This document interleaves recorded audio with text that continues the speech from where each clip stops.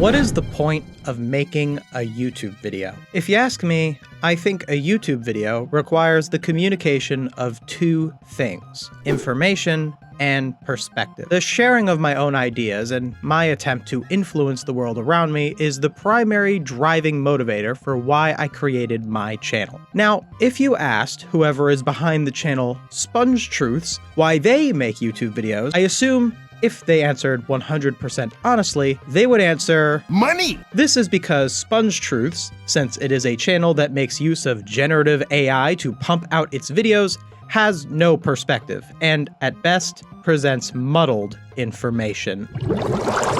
Chapter 1. Bizarro World. So, disclaimer. All criticism of the SpongeTruths channel in this video is for educational purposes. Do not harass or bother this channel.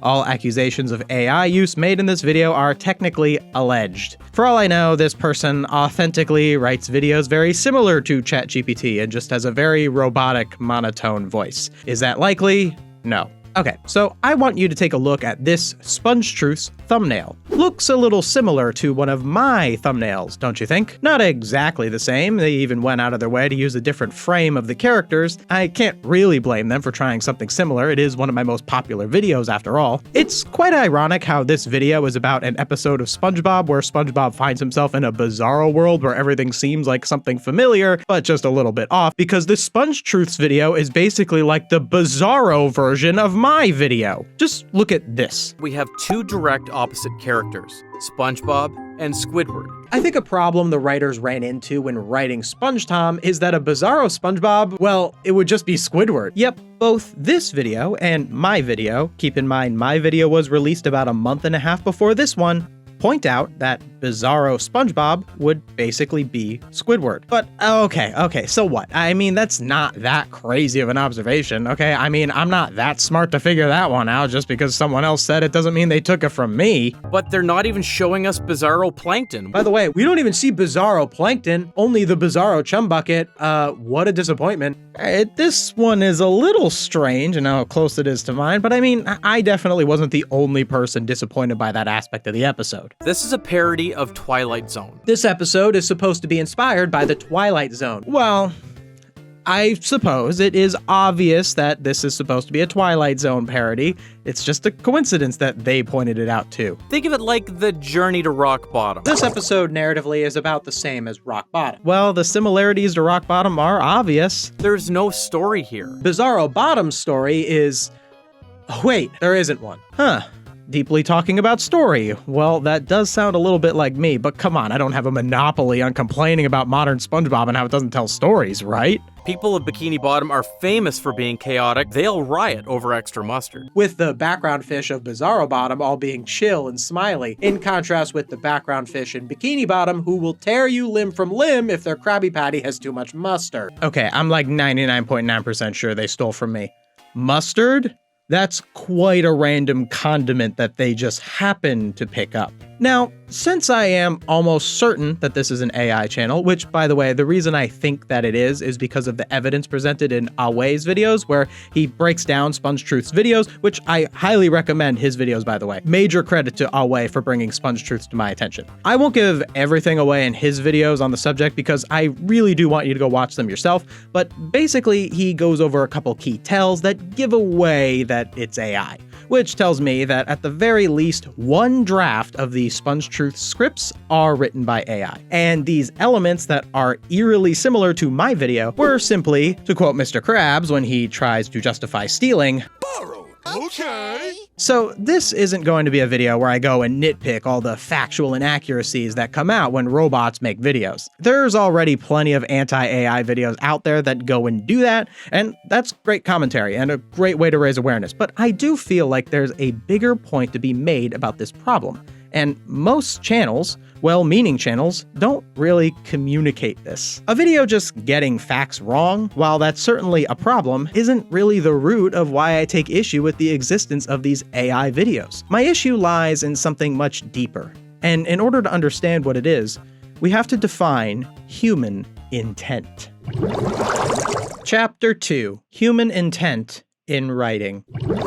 The first time I ever got an inkling of the concept of AI writing was a really long time ago, actually. I don't even remember when. Way before all of this OpenAI ChatGPT stuff began. I saw a post on the internet that said something along the lines of, I forced a computer to watch 100 hours of Seinfeld and made it write a script. Anyone else remember those? And I read a few lines of it, and I don't really remember exactly what it said, but it just felt so wrong. It wasn't particularly offensive, it wasn't particularly entertaining, it was just words, sentences. But I knew that these sentences were different from any that I've ever read in my entire life. And I knew that I didn't like reading them. I hadn't realized it at the time, but what I had just witnessed, and I was probably one of the earliest humans in history to witness this, was language, communication, that was created without any human intent. Little did I know how much of a problem that concept would prove to be in the coming years. As the technology started to become more widespread, I would only become more averse to it. And the reason for that is that I just do not think that there is a valid reason for someone to ever, under any circumstances, need to generate text. The only reason I could think of for someone to want to generate new text is to use it to trick someone, or perhaps trick themselves in the case of this chatbot stuff, into thinking a real human wrote it. Now, you might be thinking, but what about people who just want to get information and ask something to generate an answer to a problem? And yes, you could generate text to do that, but do you really have to? If you want to get information, you could just, find the information. I mean, the AI has to get it from somewhere. Why not just go there? And I get that that's a little bit harder, which is why the average person might be drawn to these things. So I'm going to shift my criticisms over to the people making this junk. If the AI is giving you information, why does it have to rewrite it? Why can't it just give you the exact sentence that it thinks will help you the most in that situation, and then cite the source under it? Why does it need to be the source? For a lot of you out there who have utilized this technology for something simple like writing a work email, trying to remember an important fact for school, or how long to cook a pork chop, the compromise I just laid out sounds pretty reasonable, right? Better even. You would have been able to accomplish all of those tasks without the disastrous side effects that widespread generative AI poses. But to someone like SpongeTruths, whose entire business model, the way they stack fat Benjamins, is about making the masses think that his instantly generated words are actual human opinions worthy of our viewing time, that is probably not a regulation that they would support. But after all, even if SpongeTruth's AI pulled from my video, it didn't say anything that was verbatim my writing. It was only similar to what I said. So in a way, is that any different from a human viewing my video and deciding to write something similar? Yes! Okay, if you don't get it, allow me to explain further. So when a computer creates text, it pulls that text from the things an actual person wrote. It is literally impossible for it to do otherwise unless it just generated random text. A person also looks at things other people wrote and will write something that may have some kind of inspiration from other things that the person has read. The difference is that the human's brain has a thing called a perspective, which is a thing that was formed by the person's unique life experiences and drives the choices that person intends to make. Because a computer has no perspective, no lived experience, it attempts to copy one from other humans through the text that it has absorbed, but that isn't enough to give it a real perspective. To think that a computer can copy something as existentially complicated as a human's perspective is to believe that a human's perspective is something that we can define in lines of code, that we could, with nothing more than ones and zeros in a gigantic resource-wasting data center, simulate a human perspective. To believe this is to believe that we do not have free will. And I suppose you can believe that. It is an unfalsifiable claim. It's a very nihilistic claim, but I think it makes more sense to realize that if an AI ever could replicate a human perspective, if it ever could write a sentence with the same kind of human intent that one of us could, it would have to be, like us.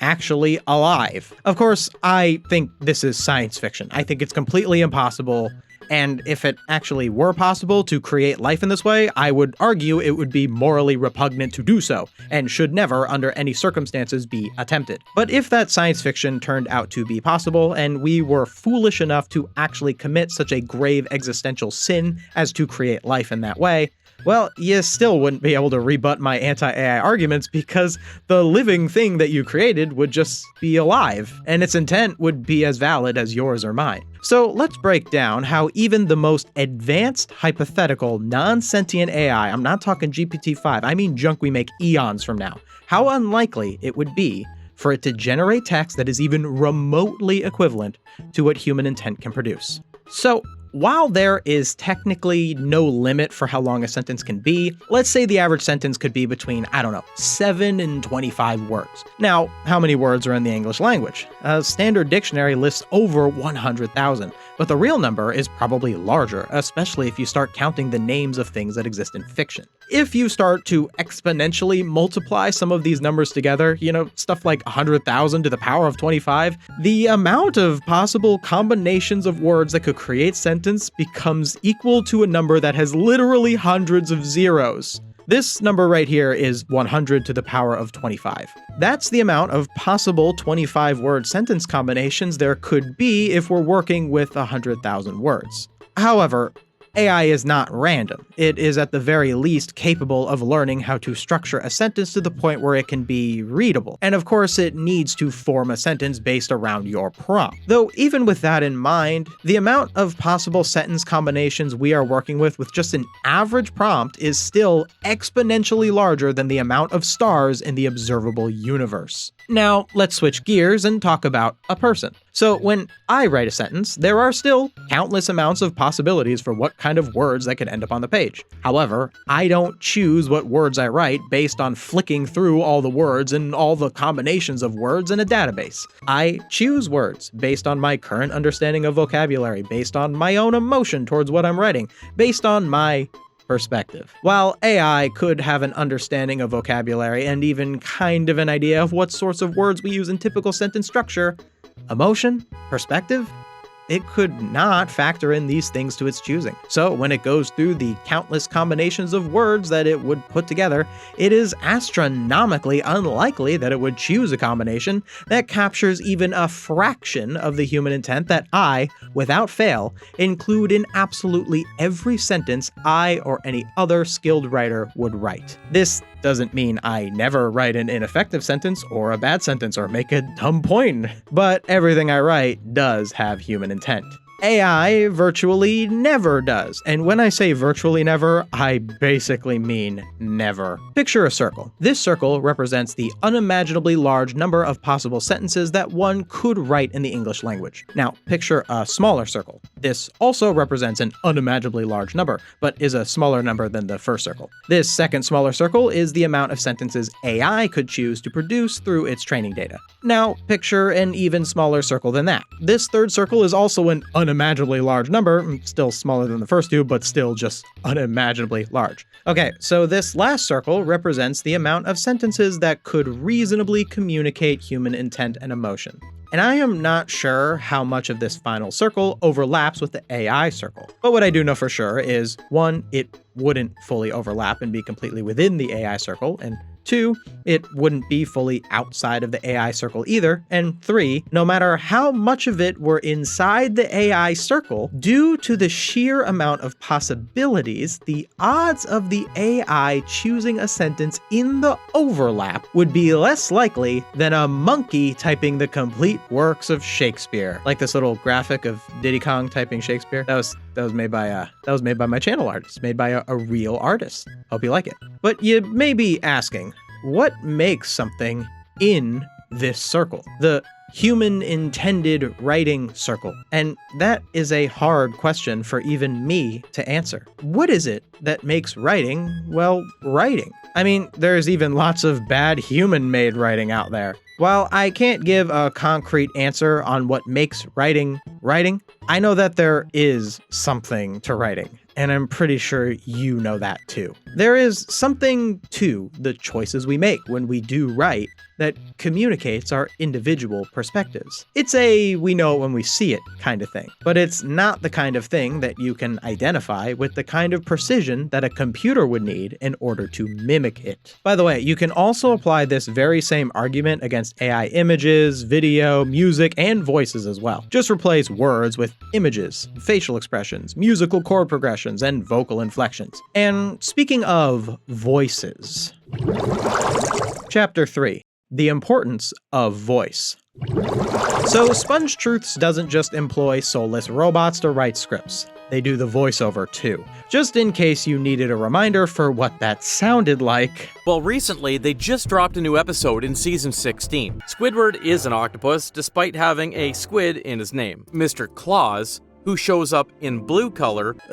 It's just so awful. So, generated speech is really not super new. We've had stuff like Siri, GPS, and things that help us send a text while driving for quite some time now. The concept of words simply being generated instead of every individual word you ever hear needing to have a person with a microphone behind it is unambiguously a necessity of our modern existence. However, there is absolutely no good reason for these generated voices to ever need to sound like a real human. The turn left at the stop sign is about all we need. If we apply the same 3 big circles of unimaginably large numbers I went over in the previous section of this video to the concept of AI voices, we run into the same problem with how AI could never fully mimic a human voice, because a human voice will be able to immediately identify the best way to communicate what they are saying in a way that AI never could. You could tell the robot, say it angry or say it excited, and it could mimic something that kind of sounds like that, but it would never really get it because it lacks perspective. It's never been angry. It's never been excited.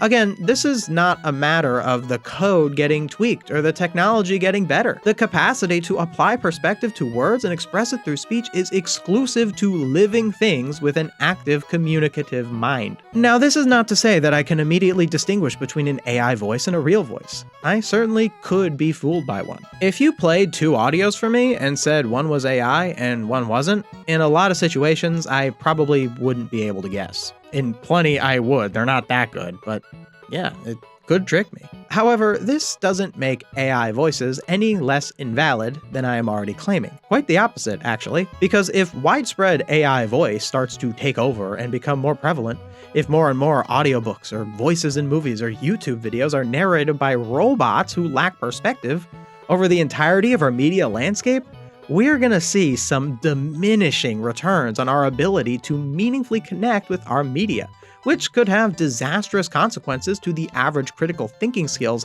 and antisocial tendencies of the entire population. And if you don't care about that, well, first off, I do, and I have to live in the same world as you, and secondly, if you don't care if what you are hearing is a person or not, why does it have to sound like a person? You just want your fast information. Okay, I get that. Why can't it just have the robot Siri voice then? Is it because you want to trick someone else into thinking it's a real person?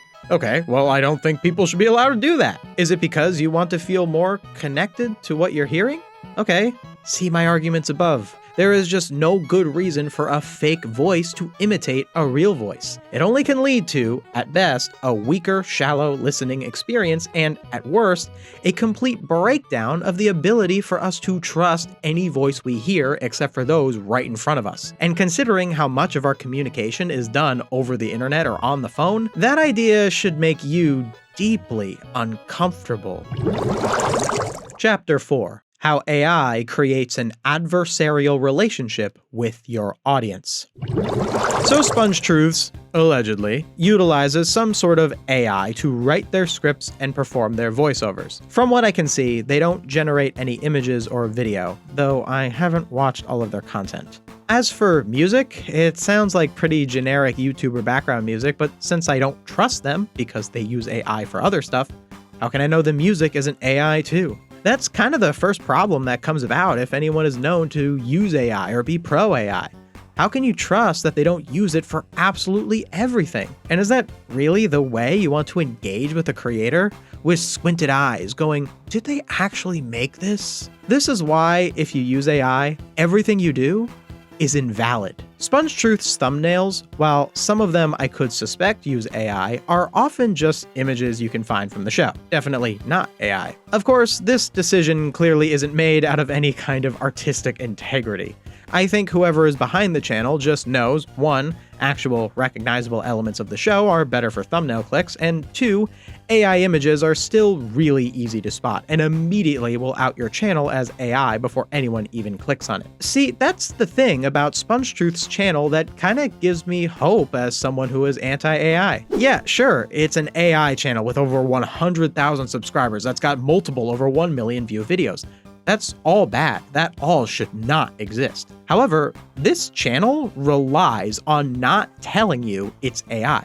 It does not want you to know. And I think that says something really positive about the general audience when even this channel is only able to get by using AI by being dishonest about it. At every turn, SpongeTruths seems desperate to convince you that there is an ounce of humanity inside their cold robot wiring. There are moments in their Bizarro video like this one. And instead of shouting, "I'm ready!" See what happened? The robot voice said, "I'm ready," with just a little more, I wouldn't call it emotion, more like a sound that imitates emotion. Now, I don't know the exact process of text-to-speech generation that was used here, but I assume that in order to have this inflection of the "I'm ready," SpongeTruths would have had to generate that separately and then edit it in later. I think that's what they would have had to do, but again, I've never used any of this AI nonsense, so, I don't know everything about it. Regardless of how exactly this part of the video was created, SpongeTruths went out of their way to make the robot voice deliver the line like this. And this moment could convince someone who might be unsure if this is an AI voice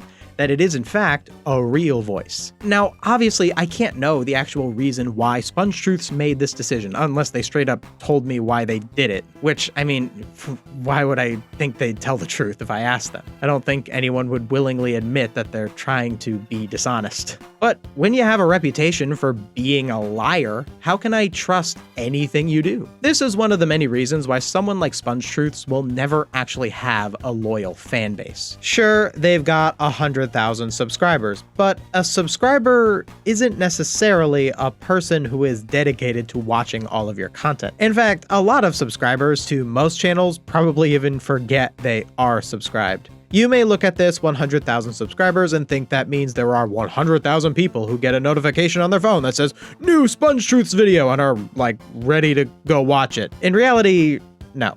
The amount of actual people who are dedicated to watching the content of a given YouTuber is a number that you just really would never be able to know because of how much it would fluctuate at any given moment. But I would guess that there is more of a percentage of my current 6,000 subscribers that watch all of my videos than there is a percentage of SpongeTruth's 100,000 subscribers that watch all of theirs. This is because by using AI, SpongeTruths creates an adversarial relationship with their audience. The goal of a channel like SpongeTruths is to, by any means necessary, keep you locked on content that contributes to their Google AdSense account. And when you are willing to do that by any means necessary, you end up trying things that trick your audience into staying. And even with this robot advantage, the best SpongeTruths can do is just downright mediocre. The actual content of this video is complete drivel. Most of it is just recapping what happens in the episode. Like, why does it just describe all of the details of the bits that happen during SpongeBob's Bizarro morning routine? SpongeBob wakes up the next morning, yawns, stretches, he reaches for the doorknob, except, surprise, it's not where it should be. He grabs a toilet cleaner instead of a toothbrush. Breakfast is next. As a content creator who reviews shows, you have to really be aware of how transformative you're being with the content you're making. Whenever I am doing any recapping in my own videos, I make sure, 1, it's not a majority of the content, and 2, whatever I am recapping is absolutely necessary to the criticism or broader point that I am making about the subject of the video. SpongeTruths didn't go over every little thing that happened in the sequence of the episode because it was relevant to their point. It did it because the robot arbitrarily chose it to talk about when it was prompted to say something about the episode. And then, when it actually does make any sort of commentary, the commentary itself is shallow and not even remotely focused on a broader point. My video had a broader point. The episode's plot was missed potential because they neglected to tell a story. Every single point I made in my video was in service to that one thesis and was informed by my own perspective. Since AI has no perspective, since it only scrapes general opinions by seeing what others say about a subject, it gives off a jumbled, unfocused mess disguising itself as meaningful commentary. AI saves SpongeTruths a lot of time and allows them to pump out more videos than I or any other human creator ever could. It saves SpongeTruths money because they don't have to hire a voiceover artist or a writer. And it allows SpongeTruths to take ownership over something that the human behind the channel does not possess the skills to create themselves. All of these roadblocks, time, money, skills, are necessary roadblocks. Having time, money, and skills should be a prerequisite to making a YouTube video or a movie or anything else creative. Now, of the 3 things I just listed, you probably are disagreeing with one of them. Money. You get that AI shouldn't be used to save time and allow the unskilled to undercut those who actually worked on their craft, but money? Come on, man. The economy! And yes, of course it's unfortunate that lots of artists out there don't have enough money to make their creative dreams a reality. And then even when they do, it's so hard to monetize their creative dreams that a lot of artists are discouraged based on money. I did a whole video about that subject. You should check it out, link in the description. But really, think about it.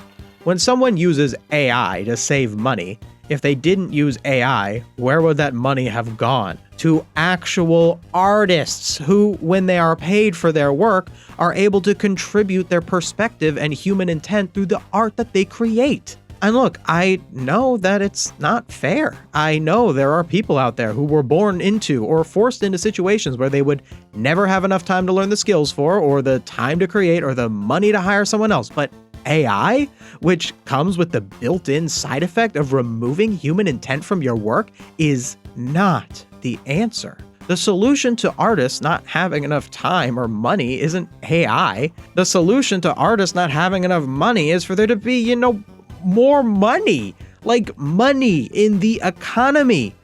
Where is all the money in the economy right now, by the way? Where did it all go? Oh.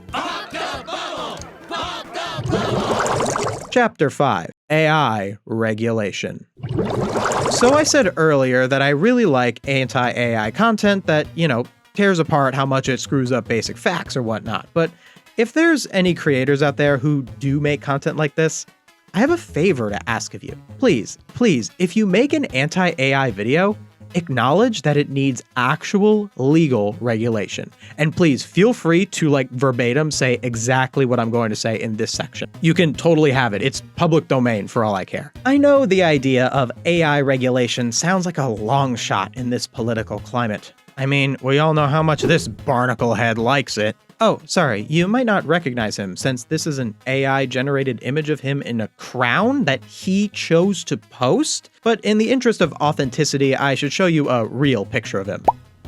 Thank you. But even though our current fascist overlords are too busy putting people in concentration camps and starving over 40 million Americans to bother with any sorts of laws regarding AI, and even if they did, they would actually try to make it harder to regulate it, so the best we can hope for is for them to do nothing about it until all this madness passes, this doesn't mean that AI regulation is not worth discussing right now, so that we can be ready to put it forth when more reasonable lawmakers take power once again. It will happen, guys, don't worry. Cars were invented around the late 1800s. They became widespread around the 1920s. Seatbelts in cars were introduced in the 50s. Laws that forced you to use seatbelts were introduced in 1984. Now, a seatbelt could have been invented, and there could have been a law requiring their use all the way back in 1910, maybe even earlier. But it took a while, and unimaginable harm happened during the period where cars were around, but seatbelts weren't mandated. But eventually, things did get better. I mean, car-centric infrastructure is still kind of bad and it kills a lot of people, but you know what I mean. In looking at what happened with seatbelts, I can see that it could be a while before we get reasonable AI regulation. But you know what's going to make it take even longer? Not talking about it. Normalizing the idea that it's here to stay. It's not. We can get rid of it. So, what should AI regulation look like? Well, I think the basis of AI regulation should rely on one foundational principle that I believe is morally necessary for our society to follow and for our laws to reflect. Computers shouldn't imitate people. Not only do they not imitate people correctly and can't capture the subtleties of our complex and unpredictable brains, but it makes us more antisocial to not interact with other people. And perhaps most importantly, the ability to imitate people gives disproportionate power to those with malicious intent. SpongeTruths, as a channel, has to have at least one human behind it who set it into motion. This human, I assume, doesn't have the skills to write or perform voiceover for videos, so they make AI do it. And that AI is currently advanced enough for them to, for the most part, get away with it. We shouldn't look at SpongeTruths as a person communicating through AI, because AI is not communication. SpongeTruths is a real person creating a fake person that writes and voices videos. And obviously this fake person is bad at it, only a real person could be good at it. But that doesn't change the fact that this channel creates a person that doesn't exist and does it for nothing more than personal gain. And if you look beyond YouTube videos, where the only thing SpongeTruths could be scamming out of you is your time, and oh wait, does this guy have channel memberships? Oh my, what? Okay, so he's kind of scamming you out of your money too. How many of those channel members don't even know they're AI? But like, beyond a YouTube channel, the idea of impersonating humans has much more dire consequences. See all the stories Fox News picked up with the AI-generated people complaining about SNAP benefits and how they use it to further their racist narrative. And then a few days later, we're like, oops, we didn't know. They knew. Of course they knew. Come on. While the impersonation of humans is my main gripe against AI, and I think the main reason it should be regulated, it's important to acknowledge that it would also have disastrous consequences on the job market and its environmental implications. I acknowledge those issues too, and if AI got regulated for either of those reasons, I'd be all for it. But it would be an arresting Al Capone on tax fraud kind of situation. We really should regulate AI on anti-human grounds. If we don't regulate it for that reason, we will run into more problems down the road. So here is the actual law I would propose that any reasonable person who doesn't have anything to personally gain from this technology should agree with. AI should not be allowed to create things on its own without human intent. This means it can't generate a new sentence. This means it can't generate an image. This means it can't generate a video. This means it can't generate music. This means it can't generate voices that sound like people. So with that in mind, what should it do? Really, functionally, it should just be a really advanced organizational tool. Something that allows you to search for something and it gives you the exact sentence or image you are looking for. And if you wanted to take it a step further, could give you multiple points of data in a row if you're looking to solve a more complex problem. The text in question would always be written by people, the image always created or photographed by a person as well. The AI, or whatever you would call it here, would just give you that human written text or human provided image in an instantaneous way, and in an order that would be most convenient to your use. The AI, or whatever you would call it here, would just give you that human written text or human provided image in an instantaneous way, and in an order that would be most convenient. And, of course, it would always provide the source of where it got those things, so you could research it further. It'd be like Google, but much more precise. That alone is society-changing technology in terms of how it could improve the productivity of the average person, with no side effect of removing human intent or critical thinking from our processes. But what I am suggesting does not sound as glamorous and wouldn't fuel the overinflated AI hype machine. So it will be a difficult fight to get this reasonable AI regulation passed. There is no good reason for generative AI to exist. Even if you got some form of entertainment or some form of valuable information from generative AI at any point, it is still not worth existing, because human-made entertainment and human-written information is always superior. And if we allow for the existence of AI-generated entertainment or information, we dilute the entire entertainment and information landscape. This isn't a matter of, well, if you don't like AI stuff, just don't watch it. No, that's not good enough. This isn't a personal choice problem. This affects everybody.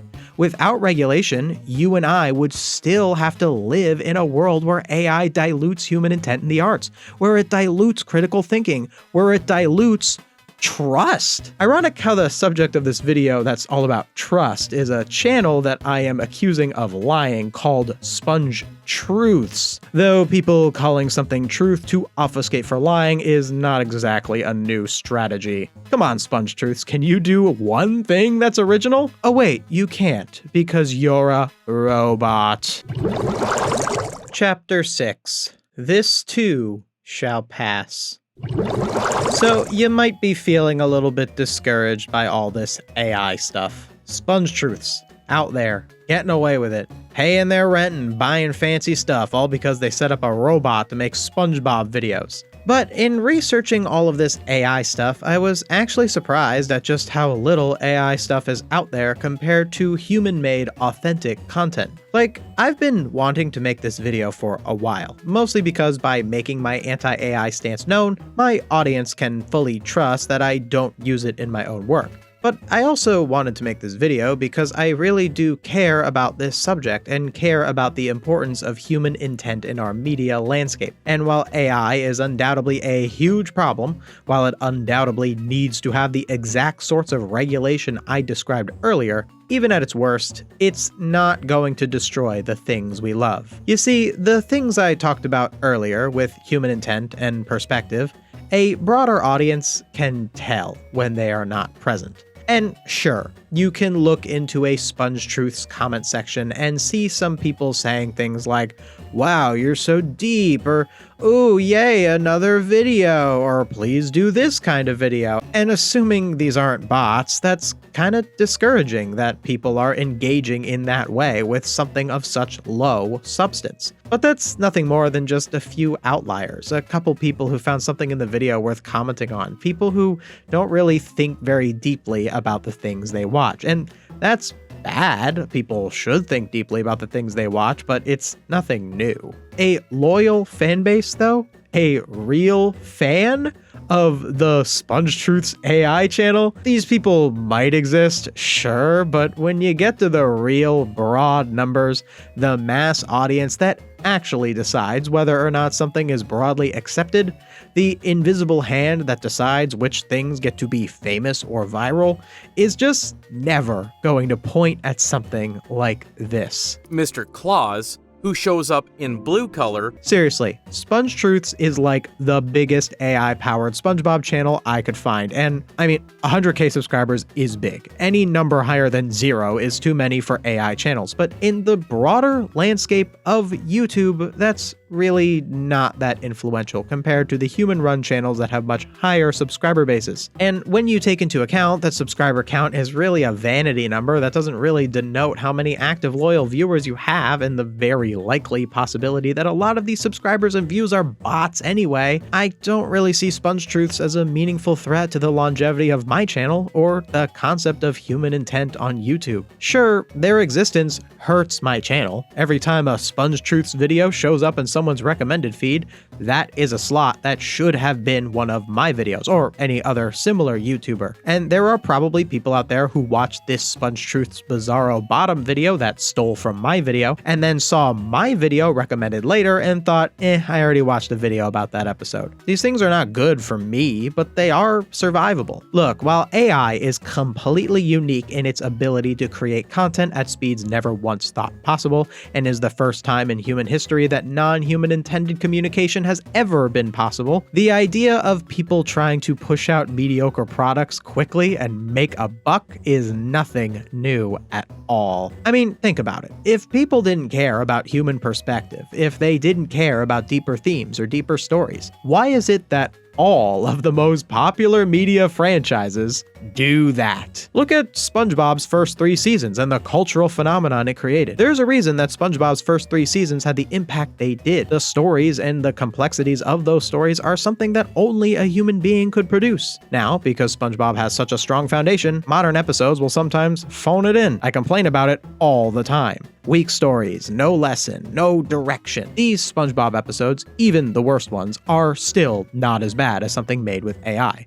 And no, I don't think they're using AI to write modern SpongeBob episodes. I think that's conspiratorial thinking. I think they're just good old-fashioned human bad writing. These bad SpongeBob episodes still have human intent to them, but that human intent is just poorly wielded. And that is still worth criticizing, by the way. I'm not going to let AI lower my bar on that. Since SpongeBob is such a prolific show, it gets away with bad writing. And it probably could get away with AI writing as well if the practice, God forbid, ever became more normalized. But the only reason it gets away with bad writing is because people like the show based on its first 3 seasons, which could only have been as prolific as they were thanks to the work of human writers. At every turn, the things we love, the things that achieve cultural impact, are made with human intent. People have been trying to cut corners since the beginning of entertainment.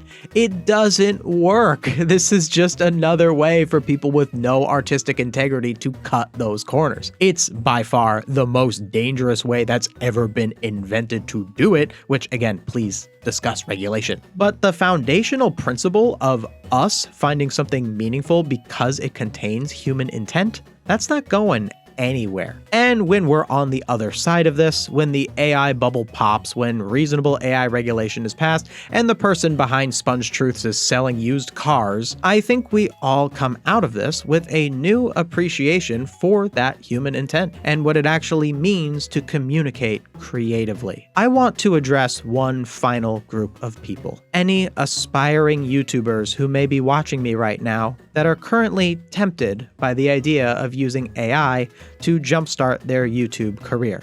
I have 2 words for you. Please reevaluate. Look, no one is entitled to have a YouTube channel. You have to work for it.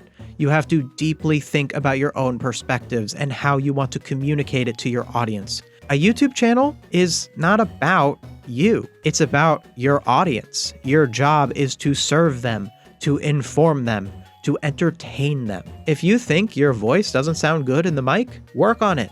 Or if you truly lack the ability to speak, find someone with vocal skills to work with you. If you don't have an actual voice in your videos, no one will be able to connect to your content. Learn some basic Photoshop or Canva skills. Don't generate your thumbnails. People can tell and they will think less of you for it. And most importantly, do not let any part of the words you speak be generated. Now, you might have a clever idea in your head on how to get around what I just said.